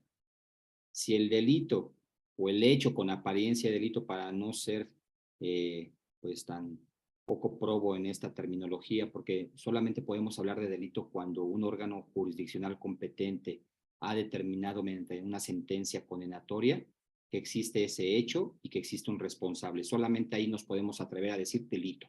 Mientras tanto, el estándar probatorio mínimo, promedio, probabilístico o anterior a la sentencia es un hecho, ya sea con apariencia de delito o un hecho que la ley señala como delito. Si el hecho punible, que esa es la denominación correcta, se encuentra previsto en una norma jurídico penal del fuero común, usted puede realizar la apuesta. Dice la Constitución que cualquier persona puede detener, ni siquiera pasándonos de lo policial, cualquier persona en este país puede detener al indiciado en el momento en que está cometiendo el delito, así dice el artículo 16, párrafo quinto. Entonces, usted estaría atribuido para detener. Y entonces la pregunta sería, ¿cómo lo hace usted? ¿Ante quién pongo a disposición? Tendríamos que responder la pregunta. ¿Es un solo delito? ¿Es del fuero común? Pues ya sabe que es el Ministerio Público de la Fiscalía de su estado. Pero si es uno o más hechos con apariencia de delito en donde hablamos de concurso, pues ahí hay una cuestión muy interesante, porque a lo mejor hablamos de un delito en materia de secuestro, en donde además se aseguran armas de fuego, sean o no de uso exclusivo, hay objetos bélicos. Y entonces usted tendría que responder la siguiente pregunta: tiene por lo menos dos conductas que pueden ser sancionadas por la ley: un delito de privación ilegal en la modalidad de secuestro y un delito que se denomina portación de arma, de cargador o de cartucho, que sea o no de uso exclusivo. Usted tendría una vertiente federal o una vertiente local. Y la respuesta que utilizan muchos compañeros es atender a la pena. ¿Cuál sería la conducta con mayor pena para decidir si va ante el Ministerio Público del fuero común o del fuero federal? Y la respuesta la encontramos en las fracciones del artículo 20, pero también las encontramos en el artículo 51. Sujetos, ¿quiénes intervienen en esa relación delictiva? ¿Quién es el sujeto activo? ¿Es un particular? ¿Quién es el sujeto pasivo? ¿Es otro particular? ¿O puede ser un servidor público? Si usted encuentra participación de servidores públicos federales, no tenga usted la duda, tiene que remitir ante el Ministerio Público de la Federación. Si no intervienen servidores públicos federales y son locales, ante la Fiscalía del Estado. Ahora bien, ¿qué pasa cuando el delito principal se le agrega un delito contra la salud? Porque llámese secuestro, llámese homicidio, llámese portación de arma, encontramos que hay delitos conexos. Y entonces, cuando se habla de conexidad, dice la ley, si el delito se encuentra previsto en una ley general, de entrada le corresponde al fuero común y por excepción al fuero federal. Es el fuero común el que determina si lo hace suyo o hace el famoso desglose de la carpeta. Le voy a comentar qué pasa en la Ciudad de México con el famoso delito contra la salud. Generalmente es delito contra la salud, narcomenudeo. Cualquier autoridad policial pone a disposición ante una autoridad capitalina que se llama Fiscalía General de la Ciudad de México, en la Fiscalía de Narcomenudeo. Tenemos ubicada precisamente en el noroeste de la Ciudad de México, en Azcapotzalco, en Avenida Jardín. Pero cuando hay no solamente sustancias, narcóticos, sino armas de fuego, ahí la policía pues utiliza no solamente lo que establece la propia ley orgánica cuando lo conoce, no solamente las reglas de competencia, sino sus propios protocolos. Si son armas de fuego, de uso exclusivo, y no solamente se habla de portación o de posesión, sino de acopio, y acopio significa, conforme a la Ley Federal de Armas de Fuego, 5 o más de 5 objetos bélicos, ahí la disposición no es ante el fuero común, es ante el fuero federal, que puede ser la delegación de la Fiscalía en la Ciudad de México o incluso, como la Fiscalía, la FENDO tiene una unidad de terrorismo y acopio y tráfico de armas ante la Fiscalía Especializada. Entonces, aquí yo lo que le podría decir es que hay que revisar rápidamente un análisis jurídico. Dicen que la clasificación jurídica de la conducta delictiva la tiene que hacer siempre el Ministerio Público. Yo creo que la tiene que hacer cualquier operador en materia penal. Cualquiera de los que se dediquen a materia penal tienen que saber clasificar jurídicamente un delito. Y eso lo encontramos en el 141. Tipo penal que se atribuye, naturaleza dolosa o culposa de la conducta, grado de ejecución del hecho, ¿se consumó o no se consumó? Y cuando hablamos de que no se consumó, se habla de un tipo penal en grado de tentativa. Y un tip y una recomendación que yo les hago: no es correcto hablar, si vamos a ser pulcros y técnicos en el lenguaje jurídico penal, que hablemos de tentativas de un delito X. No es correcto, porque no existe en ningún catálogo un tipo penal que se denomine, por ejemplo, tentativa de homicidio, tentativa de lesiones. Hablamos primeramente del tipo penal de que se trate y ya posteriormente hablamos del grado de ejecución de ese tipo. Homicidio intencional, homicidio doloso, homicidio culposo en grado de tentativa. Primero es el tipo penal y luego el grado de ejecución.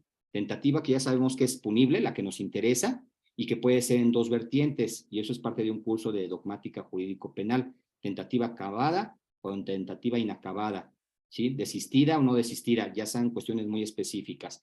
Pero para acabar con la clasificación jurídica y recordando, tipo penal que se atribuye, naturaleza dolosa o culposa de la conducta, grado de intervención, y también es importante, forma en que interviene el sujeto activo, autor material del hecho, autor mediato, coautor o autor indeterminado. 4 tipos de autorías que no solamente contempla el Código Penal Federal en el artículo 13, sino prácticamente comparten todos los códigos penales de las 32 entidades federativas. Y también comentarles, no es lo mismo autor y partícipe. Además de que la pena disminuye para el partícipe, estamos hablando de que no interviene directamente en el hecho punible, interviene de forma indirecta.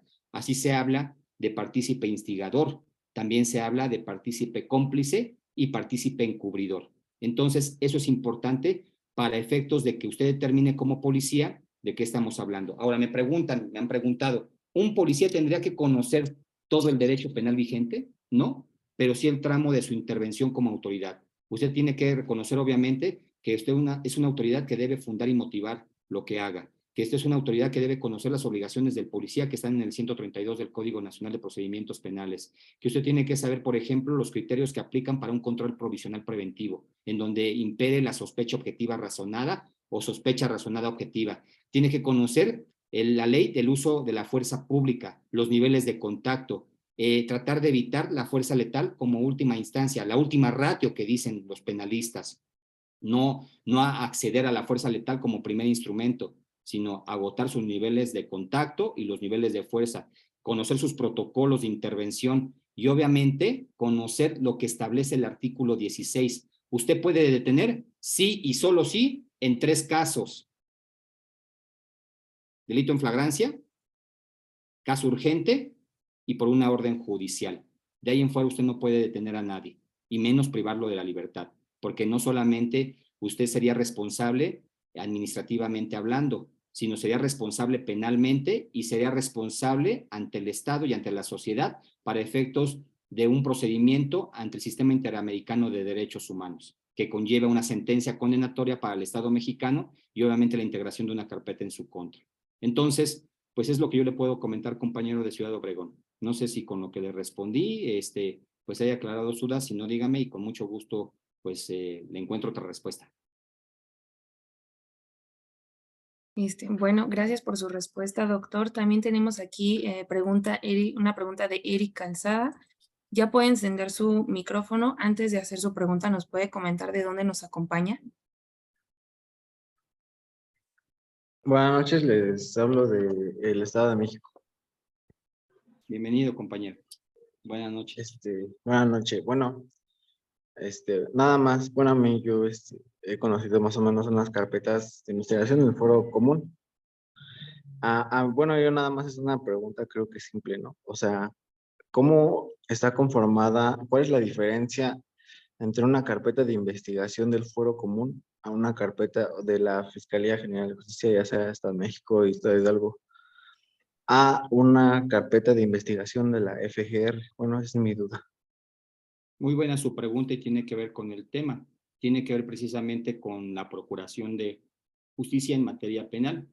Hoy no hablamos de averiguación previa, hoy hablamos de un soporte material en donde se incorporan todos los registros y actos de investigación que ordena, que conduce el Ministerio Público. Habrá entonces dos tipos de carpeta, como usted ya lo deja ver. Una carpeta de investigación que tiene a su cargo y que integra un agente del Ministerio Público de la Federación o un fiscal federal, y también habrá carpetas que integren los agentes del Ministerio Público de cualquier fiscalía o de cualquier procuraduría, si es que existen, como ya lo mencioné la de Hidalgo, en este país. Si quisiéramos hablar de lo formal y lo material, pues sí habría ciertas diferencias. Obviamente, desde el punto de vista formal, ¿cuál sería la diferencia entre una y otra? Pues es obvio, una carpeta de investigación que integre un agente del Ministerio Público Federal tendrá que tener a su cargo un agente adscrito a la fiscalía, es decir, con competencia, con nombramiento, que no se encuentre removido, que no se encuentre suspendido. Y dato interesante, las carpetas de investigación no tienen por qué venir certificadas. De hecho, ya no se habla de certificación de registros de investigación y de las carpetas. Se habla de autenticación. No tendrían por qué venir foliadas, no tendrían por qué venir selladas, no tendrían por qué venir marcadas. Tiene que desformalizarse. Lo que sí existe es una práctica recurrente de muchos compañeros que no se han dado cuenta que una carpeta no es una averiguación previa y conservan ciertos rasgos o reminiscencias del sistema anterior. ¿Cómo sé que es una carpeta de investigación a nivel federal? Desde la carátula, porque ahí viene el escudo de los Estados Unidos mexicanos y obviamente en la carátula viene Fiscalía General de la República, pero también me han preguntado, oye, pero no tiene mi carpeta carátula. Bueno, tienes que revisar cada una de las actuaciones, cada uno de los registros, y en la parte superior, ya sea en el lado izquierdo o en el lado derecho, no solamente tiene un número de folio, no solamente tiene un nombre de un servidor público, no solamente tiene una frase año 2023, año de Emiliano Zapata, no solamente vas a encontrar la firma del servidor público que elaboró y firmó, sino además con qué carácter firma, como perito, como agente del Ministerio Público, como policía federal ministerial, como director de alguna de las áreas de la propia fiscalía. Ahí nos podemos dar cuenta si esa carpeta es o no es federal. Pero si quisiéramos ser todavía más quisquillosos, pues en el acuerdo de inicio. Ese es un rasgo, un común denominador de todas las carpetas, sean federales o del fuero común. Acuerdo de inicio. Es en donde encontramos información muy especial, porque no solamente nos da cuenta a partir de qué momento quedó a disposición del Ministerio Público a uno o más personas que tienen calidad de detenidas y que van a ser retenidas por el propio Ministerio Público que le corresponda conocer de esa carpeta. Posteriormente vamos a encontrar, posiblemente, esto no es muy seguro, un acuerdo que ordena diligencias, en donde el Ministerio Público ya tiene una línea de investigación, tiene una teoría del caso inicial y en donde dice, a ver, policía, a mi cargo, tú vas a hacer esto, voy a solicitar a los peritos esto otro y voy a pedir a determinadas autoridades que realizan o me informen sobre esta persona que tengo detenida. Y después vendrá el acuerdo famoso de verificación de flagrancia y acuerdo de retención. Recordemos que el Ministerio Público no tiene la atribución de detener.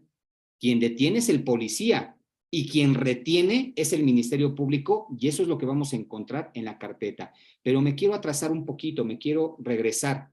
Generalmente en las carpetas de investigación a nivel federal vamos a encontrar la carátula, el acuerdo de inicio y el requisito de procedibilidad. Un informe policial homologado, probablemente una denuncia por escrito. En algunos casos también existen las querellas, porque también hay un rumor de que en materia federal no hay querellas, y por supuesto que también hay querellas, en donde a lo mejor la Secretaría de Educación Pública se querella por el delito de robo de una computadora, un delito patrimonial sin violencia, y en donde el Código Nacional de Procedimientos Penales exige como requisito de procedibilidad que solamente pueda comunicar quien sufrió la afectación directa, el titular del bien jurídico. En este caso es el representante o el apoderado legal de la Secretaría de Educación Pública de su área jurídica, quien presente una querella firmada por el servidor público competente. Y así vamos a encontrar muchas cuestiones. Ahora, ¿hay diferencias? Pues yo le diría que en esencia no, porque el Ministerio Público Federal y el Ministerio Público del Fuero Común tienen que conducir la investigación. Quienes realizan materialmente la investigación de uno o de otro delito es el policía de investigación. A nivel federal, el dato es el siguiente. ¿Cómo sé que la investigación es federal? Muy sencillo, porque usted va a encontrar que los informes de investigación criminal o los informes de policía en materia federal tiene que ser suscrito por un suboficial o por un oficial o por un director de la Policía Federal Ministerial. Si usted encuentra informes, oficios o documentos en donde diga Policía Federal Ministerial, eso ya le da un indicio de que en esa carpeta está interviniendo Policía Federal Ministerial y que conlleva entonces hablar de que esa carpeta de investigación es por un delito federal a cargo de un agente del Ministerio Público de la Federación. Se investiga prácticamente conforme al mismo código. No vamos a encontrar, porque en licenciatura me preguntan, entonces hay un Código Nacional de Procedimientos Penales para los delitos federales y otro distinto para los delitos del Fuero Común. Mi respuesta es categórica, inclusive con el énfasis en la voz de que no, es un mismo código para uno y para otro delito. En donde sí hay diferencia es en la falta a la disciplina militar, porque existe un código de procedimientos militares que establece sus propios actos de investigación. Pero de ahí en fuera, en cuanto a delitos federales y delitos del Fuero Común, es el propio Código Nacional, pero también, aclaro, hay un derecho penal especial, que algunos le llaman derecho penal del enemigo, otros no. Cuando hablamos de delincuencia organizada, vamos a utilizar, además del Código Nacional de Procedimientos Penales, para efectos de delincuencia organizada, que es un delito federal y delito de alto impacto y que trasciende no solamente la seguridad pública, la seguridad interior, sino la seguridad nacional, técnicas especiales de investigación. Una de ellas que está prácticamente en proceso de morir, que es el arraigo, otras de ellas la intervención de comunicaciones privadas, los testigos protegidos, los testigos colaboradores, las operaciones vigiladas o las operaciones encubiertas y otras técnicas que están en la Ley Federal contra la Delincuencia Organizada. Solamente en este tema sí tendremos que recurrir a esta ley especial. Veo más manos levantadas. Miguel Pérez Velasco, un compañero que se llama Víctor. Sí, voy con Miguel Pérez Velasco. Adelante, Miguel, ¿de dónde nos acompaña? Usted es alumno del liceo. Adelante. Muy buenas noches a todos. Soy de la Ciudad de México y tengo alguna pregunta para el doctor. Resulta que, bueno, es prácticamente sí, es una pregunta. Resulta que a uno de un cliente mío, en una retención o detención, unos policías revisan su unidad, le encuentran droga y le encuentran cartuchos de armas exclusivas del ejército. Lo ponen a disposición aquí en el Fuero Común. Se lleva su audiencia en el Fuero Común. Sin embargo, el juez del Fuero Común declina la competencia y se la manda al juez federal.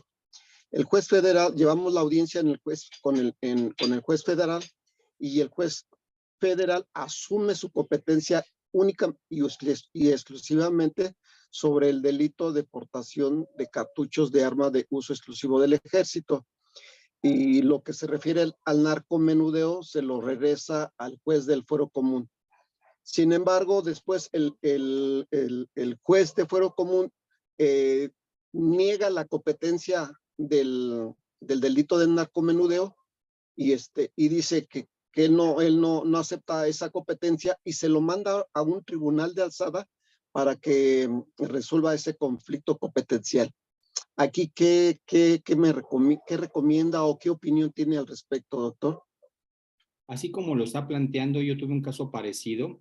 Si estamos hablando de narcomenudeo y estamos en presencia de la famosa tabla del 474 de la Ley General de Salud, esa competencia es para el Fuero Común, es decir, para la Fiscalía General de la Ciudad de México como órgano técnico de investigación y posteriormente como órgano acusador, y obviamente para los jueces de control del Tribunal Superior de Justicia de la Ciudad de México en cuanto a narcomenudeo. Y como usted lo refiere, en cuanto a la aportación de las armas, de estos cartuchos, pues sí le compete al Centro de Justicia Penal Federal, es decir, al juez de distrito especializado en el sistema penal acusatorio, que además acepta la competencia, no la declina, sino la hace suya. Entonces, yo creo que el único conflicto competencial que está pendiente de resolver y que obviamente, así como lo está planteando usted, pues es evidente que le va a corresponder al fuero común. El narcomenudeo está previsto en una ley general de salud y de acuerdo a lo que hemos platicado esta noche, cuando hablamos de competencia concurrente, de entrada es el fuero común en quien tiene que conocer inicialmente. Y ya por excepción, la federación podrá intervenir si se agota la facultad de atracción, pero no es el caso. Entonces, la competencia concurrente en la Ley General de Salud implicaría que el delito contra la salud en su modalidad de narcomenudeo, posesión simple, posesión para venta, etcétera, tendría que ser conocida por el fuero común. Yo creo que anticipando el resultado, le va a corresponder al juez de control de la Ciudad de México, así Muy como bien. lo planteó. Ok, gracias. Gracias por su pregunta. También por aquí tenemos al licenciado Víctor. Gracias por encender su cámara. Ya pueden encender su audio. ¿De dónde nos acompaña? Buenas noches, de Tapachula, Chiapas. Buenas noches. Sí me escuchan, ¿verdad? Doctor Norberto, una pregunta. Por ejemplo, en los delitos federales también hay delitos especiales que pues prácticamente tienen que estar conducidos por un ministerio público de una unidad especial. ¿En qué momento tienen ellos que empezar esa conducción? Porque me ha tocado ver que en delitos especiales normalmente los atiende un área o una cédula de equipo de investigación y empiezan a hacer actos de investigación, pero no sé si esos actos de investigación se pueden considerar legales o son actos que les competan a esta unidad o que ya tengan que ser conducidos desde ese momento por esa unidad especial. Muy buena su pregunta, nada más que quiero hacer una aclaración. Yo quisiera decirle que son delitos federales especializados, como por ejemplo las cuestiones con los migrantes, es un delito especializado. No podría ser cualquier agente del Ministerio Público quien tendría que conducir y llevar a cabo esta investigación. Si quisiéramos en este momento, por ejemplo, determinar a qué agente del Ministerio Público de la Federación le compete conocer de la muerte de 40 migrantes que fueron pues encerrados, no fueron liberados y se les produce la muerte por quemaduras o por asfixia, pues tendría que ser en primera instancia cualquier ministerio público el que inicie la carpeta, pero ya quien la va a preparar para efectos de judicializar, un ministerio público especializado, que en este caso sería alguien que forme parte de la Fiscalía en materia de derechos humanos. La Fiscalía General de la República tiene diversas fiscalías.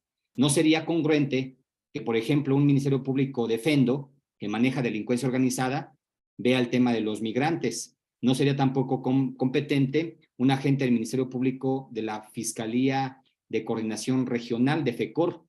Yo creo que, como lo dice usted, tiene que ser un Ministerio Público especializado que investigue un delito federal, no especial, sino especializado por el área. Si hablamos, por ejemplo, de operaciones con recursos de procedencia ilícita, ¿quién sería el especializado?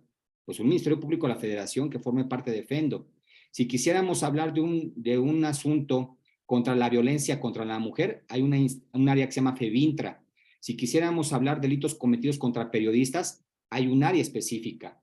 O delitos cometidos por servidores públicos, la Fiscalía contra la Corrupción.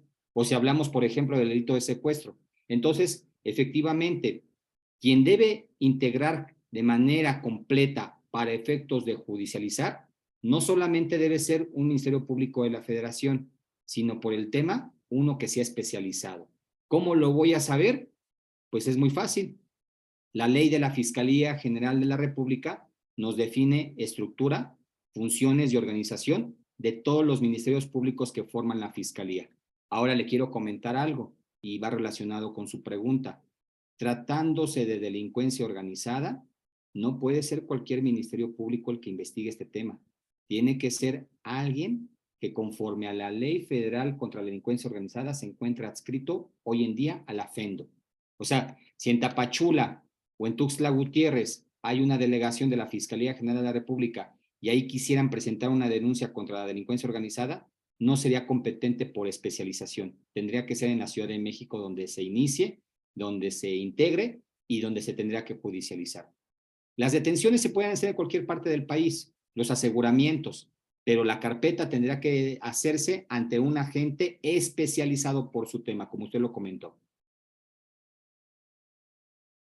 Correcto, muy bien. Tenemos el uso de la voz. Abogada Fernanda, adelante. ¿Nos acompaña? Sí, adelante, abogada. Hola, buenas noches a todos, maestro Norberto, doctor Buenas Manuel noches. Camacho. Yo no voy a hacer una pregunta y solamente quiero felicitar al liceo por hacer estas clases que son tan importantes para nosotros, al maestro Norberto por dedicar su tiempo y compartir su amplio conocimiento con nosotros y en especial al doctor Manuel Camacho por su capacidad y destreza que hace que aprendamos más. Muchas gracias. Muchas gracias, Fernanda. Por aquí también tiene levantada la mano la licenciada Fátima Ávila. Ya puede encender su micrófono, licenciada. ¿Y nos puede decir de dónde nos acompaña?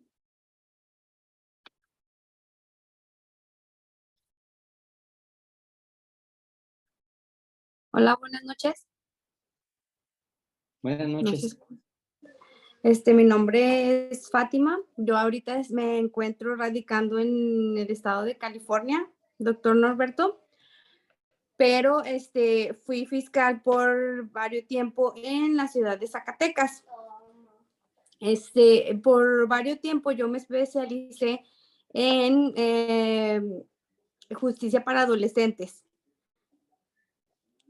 Con nosotros en Zacatecas se empezó a conocer de la Ley de Justicia de Adolescentes en el 2006.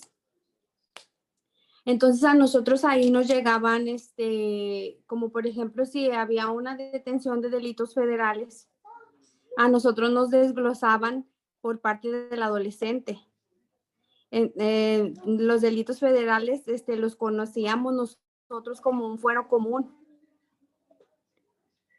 Porque pues la federación no estaba todavía, no entraba en eso en justicia para adolescentes. No sé si ahora ya haya una agencia que conozca en lo federal sobre justicia para adolescentes, pero como mi pregunta es como siempre fue mi duda de como si algún defensor se hubiera puesto pues, las pilas o pendiente, cree que pudieran haber podido presentar pues un amparo o algo para que salieran porque se estaba conociendo el delito en un fuero común y era un delito federal. Es muy precisa su pregunta y muy oportuna, porque hoy en día tenemos una ley nacional del sistema de justicia integral para adolescentes, en donde se establecen sus propios procedimientos. Y esto conlleva también hablar de que esta ley puede aplicarse en el ámbito federal, pero también en el ámbito local. Y también nos permite entonces entender que hay agentes del Ministerio Público especializados en tema de adolescentes, como también la existencia de órganos jurisdiccionales, locales y federales en este tema. Y bueno, aquí la cuestión es, ya no cometen faltas ni infracciones. Los adolescentes que son menores de 18 años en México, porque esa es la edad para considerarse un adulto, los menores de 18 años pueden ser encontrados responsables tanto de cometer delitos federales o del fuero común. Aquí la importancia es conocer la ley del tema, Ley Nacional del Sistema de Justicia Integral para adolescentes, y también entender que así como hay ministerios públicos que investigan delitos cometidos por adultos, también existen ministerios públicos que conocen de hechos que se les atribuyen a menores de 18 años. Y también hay jueces especializados. Y no solamente en el tema de la justicia penal para adolescente, sino también jueces especializados en la ejecución de las medidas que se les imponen a los adolescentes, jueces de ejecución. Entonces ahí hay que conocer tanto la ley procedimental aplicable, que no es el Código Nacional, aun y cuando este puede ser aplicado supletoriamente, y entender que la competencia a las autoridades es diferente. Tiene que especializarse el Ministerio Público. incluso se busca la certificación. Hoy en día es un tema muy importante, certificarse en el tema de justicia para adolescentes como órgano ministerial, como defensor en este tema y también como órgano jurisdiccional. Ya no la escuchamos. Está apagado su micrófono. Ya puede encender su micrófono, licenciada Fátima. Sí, doctor, incluso yo, renuncié a la fiscalía en 2015, pero todavía en ese tiempo, el fuero común era el que llevaba lo fuero común, éramos los que conocíamos de los delitos federales, de los adolescentes que se ponían a disposición por haber cometido delitos federales.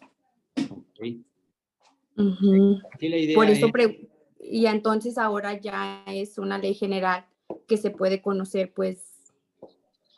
sí, le quitaron lo general, es ley nacional.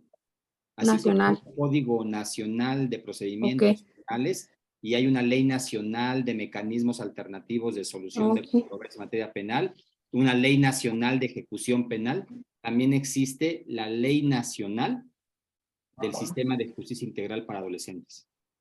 Y lo correcto es conocer la competencia del órgano que investiga, del órgano que acusa, del órgano que imparte justicia, del órgano que modifica la sanción penal para el adolescente, etcétera, ¿no? Conocer el contenido de esa ley.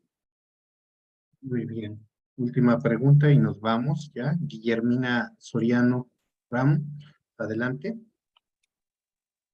Buenas noches, hablo de Aguascalientes. Buenas noches. Tengo una inquietud antes que nada, de verdad, mi respeto para Liceo y para usted, doctor. Licenciada Guillermina, casi no se escucha su audio. Igual y si apaga su cámara para ver si se puede apreciar un poco mejor lo que nos está comentando. A ver, ¿ya puede encender su micrófono? Muy bien. ¿Ahora sí se perfecto. escucha? Sí, se escucha Gracias. perfecto. Gracias. Decía que antes que nada, pues mi reconocimiento tanto al Liceo como al doctor, porque la verdad es que es un tema sumamente apasionante. Y bueno, tengo una inquietud en el sentido de que si se aplica la facultad de atracción federal para el caso de que un extranjero cometiera un delito local de fuero común. Esa sería mi pregunta. Aquí la facultad de atracción la ejerce el Ministerio Público Federal cuando existe conexidad. El propio artículo 20 nos señala cuando existe conexidad en las causas. También quiero comentar, por ejemplo, delitos del fuero común cometidos en contra de periodistas. Ahí también ejerce su facultad de atracción. Hay casos muy específicos, pero cuando se habla de extranjeros, ya sea como sujetos activos o como sujetos pasivos, la regla es muy clara. Cuando hablemos de extranjeros, en uno o en otro carácter, pasivo o activo de la relación delictiva, la competencia es federal. Ahí no hay duda. Muy bien, muchas y gracias. La respuesta la encuentra en el 51 de la Ley Orgánica del Poder Judicial de la Federación. Por eso les comentaba del caso de Ciudad Juárez, de la estación migratoria. ¿Por qué se hizo federal? Pues por 3 razones. ¿Dónde ocurrió el evento? En una estación migratoria del gobierno federal. ¿Quiénes fueron las víctimas? Migrantes, es decir, todos ellos extranjeros. ¿Y quiénes fueron los sujetos activos? Principalmente servidores públicos federales, empezando por el encargado de la estación migratoria, siguiendo por el delegado o el encargado de migración en el estado de Chihuahua. Incluso podría llegar, si es que se tiene voluntad política, hasta el propio titular del Instituto Nacional de Migración. Es un delito federal por 3 cuestiones. ¿Dónde ocurrió? ¿Quiénes lo cometieron? ¿Y contra quiénes se les generó esta afectación al bien jurídico de la vida o la integridad física o el daño? Muy bien. Pues, doctor Norberto, hay felicitaciones en el Facebook Live, que ojalá nos vuelvas a acompañar. Pide el público por Facebook Live y bueno, pues le cedo el uso de la voz a la abogada Jovita Sánchez Martínez, quien es también parte del Liceo Académico. Adelante, abogada. Muy buenas noches. Muchas gracias, maestro, por cederme el uso de la voz. Un buen maestro puede crear esperanza, encender la imaginación e inspirar amor por el aprendizaje. Henry. A nombre de la familia Liceo Académico MX y de nuestro rector, Manuel Camacho, extendemos nuestro agradecimiento al doctor Norberto Valle Valladares, exfiscal federal, docente y conferencista, por su brillante ponencia, Los delitos federales. Enseñar es un ejercicio de inmortalidad, Alves. Aquí tu constancia de participación por la cuota, con una cuota de recuperación de 100 pesos, y comunicarse al teléfono 22 21 14 25 79. Muchas gracias a todos y a cada uno de ustedes por estar aquí. Muy buenas noches a cada uno de ustedes. Soy la voz de mi maestro Manuel Pérez Camacho. Gracias. Gracias. Pues ahora vamos a proceder a la entrega. La directora, por favor, vamos a proceder a la entrega en pantalla del reconocimiento al doctor Norberto Valle Valladares por habernos acompañado esta noche, el día de hoy, en el Liceo Académico. Adelante, abogada Márquez. Gracias, maestro Manuel. Bueno, se otorga el presente reconocimiento al doctor Norberto Valle Valladares por haber impartido la conferencia denominada Los delitos federales, Ciudad de México, a 18 de abril del 2023. Firma el doctor y maestro Manuel Pérez Camacho, director del Liceo Académico MX. Muchas gracias. Reiteramos nuestro profundo agradecimiento por su tiempo y por haber estado aquí con los alumnos del Liceo Académico MX.